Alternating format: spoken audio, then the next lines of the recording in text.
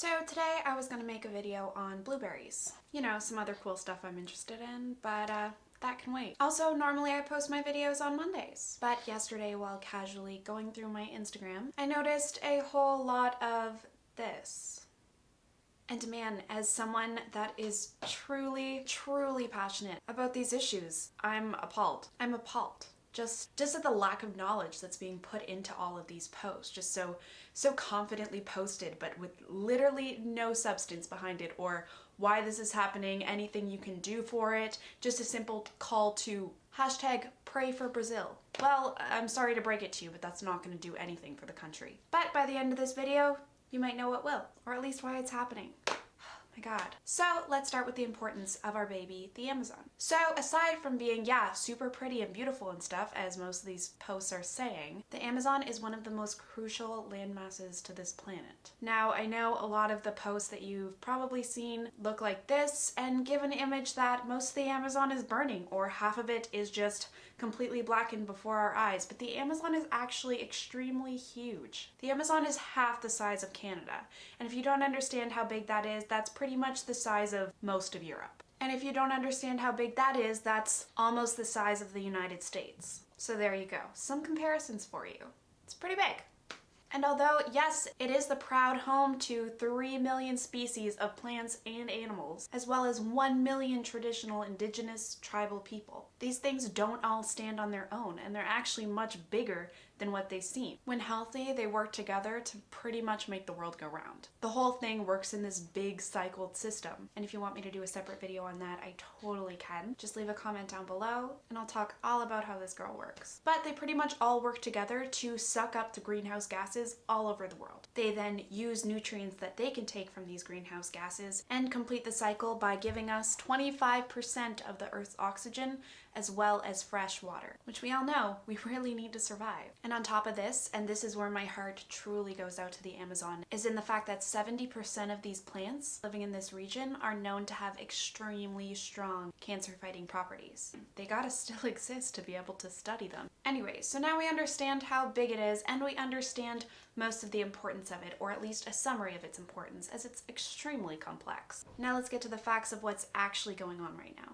So social media, like I said, tends to make it look like this is all just one ever-spreading, out-of-control wildfire that, like the ones in California, firefighters are just continuously working to put out, and if we don't act now, or at least hashtag pray for Brazil, it's all gonna burn down forever. We're gonna have no more rainforest left because it's just gonna burn down. It's gonna be such a big wildfire. Wow. Well, that's not exactly the case, and that's not exactly what's going on right now. It's a different type of problem. Truly, this forest is too big for that kind of fire. There are not firefighters unless it gets into a city. This is rural area. These fires actually happen every single year, and they are part of a thing called, I'm not even going to try to pronounce it.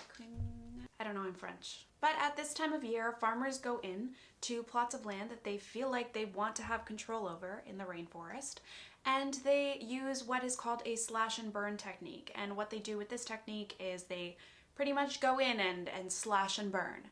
So they just burn all of the crops, and then you get a nice layer of carbon that is used to help grow your plants. So it's kind of like win-win for them. So as of last year, there's a reported 40,000 separate fires in Brazil during this month. Although as of current, there has been a huge spike, and this year there is currently 74,155 fires burning separately in the Amazon of Brazil. And these fires are not only disrupting the animals, plants, and indigenous people living in these areas, but also people in one of the biggest cities in their country, São Paulo, where their quality of air has been severely disrupted, as you can see in photos here. So what's the cause of this big spike? What is really causing it? I mean, you can't work on fixing it unless you know what's causing it, and social media doesn't seem to know. Well, it's pretty easy to find out with a simple Google. And no, the cause is not climate change. I'm sorry. They cause climate change, but they are not caused by climate change. I'll explain. So as I was saying, farmland. So the more farmland you have, the more food you have to feed your people.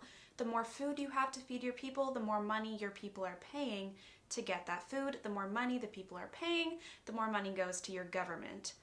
The more happy the government is. So now that we know this, in the country of Brazil in January, this cool right-wing guy, often referred to as Donald Trump II, Jair Bolsonaro was voted in as the Brazilian president. Now, this guy straight up hates the environment, but he loves his money and therefore loves his agriculture. And he has been extremely open about his grand plans to completely develop the Amazon. And very quickly, he has been making changes that are causing not only problems for this year, but are going to make even bigger problems for the future. Let me explain. So he just got into power, so obviously he can't do that much. So this year, all he has done to cause the huge spike that he can cause is two things, but huge things. So similar to Canada, Indigenous people of Brazil have a right to their land and a right to their community and a right to stay on their land. Although as this great Bolsonaro guy has come into power, he's taken away a lot of those rights. And in addition to this, he has been turning a very blind eye to illegal cattle ranchers and people illegally slashing and burning land. So he's pretty much made the Amazon right now free reign for all. So great. And that's just this year, and we're already seeing the consequences of that. But poop, that's already done. So now we kind of got to focus on his future plans, which are even worse, to the point where the Amazon's detriment could literally come next year. This guy currently plans to combine Brazil's agricultural ministry with Brazil's environmental ministry. Now, why is that so bad? Well, let me break it down for you. So imagine you've got this zoo. It's a pretty cool zoo. You have sloths in the zoo, but they're not really bringing in enough money for the space that they're taking up. So you're like, hey, here's an idea.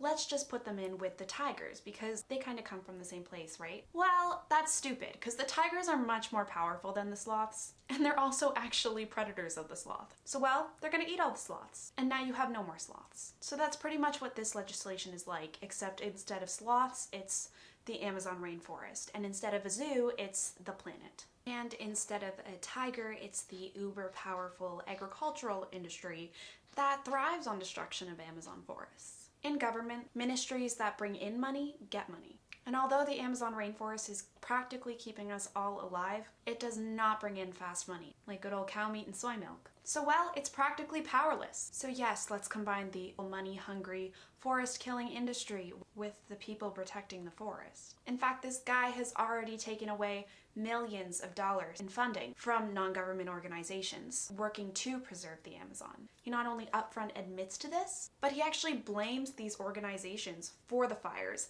and claims that they're setting them out of anger. What? It's a heck of an issue, I gotta say.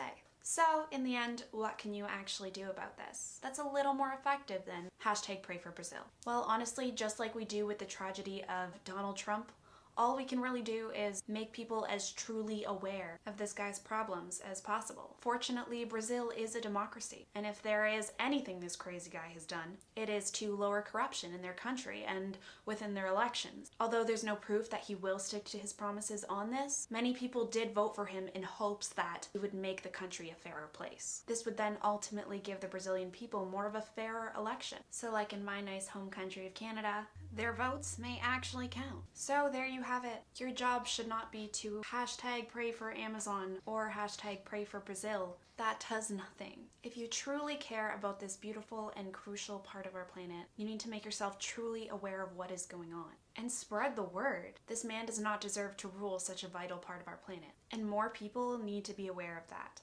This is not climate change, this is the result of a person and a government. And the result of these actions cause climate change, exponential climate change. So although Brazil's elections are quite corrupt and yes, election results may not be 100% accurate and we don't have the strongest hand in this matter, we've got to try. The next Brazilian election is in 2022. If no one knows, no changes will be made. Corrupt or not, government is of the people, made by people and run by people. And people need to be aware of that. If more work is done to diminish corruption, more work is done to make the Brazilian people more knowledgeable of what is going on within their country and the importance of the environment within it, maybe in the next Brazilian election, they can not only think for their country, the species, and the people living within it, but think for our planet. We got one. Can't mess her up. That's all, folks. Have a great day. And poop on.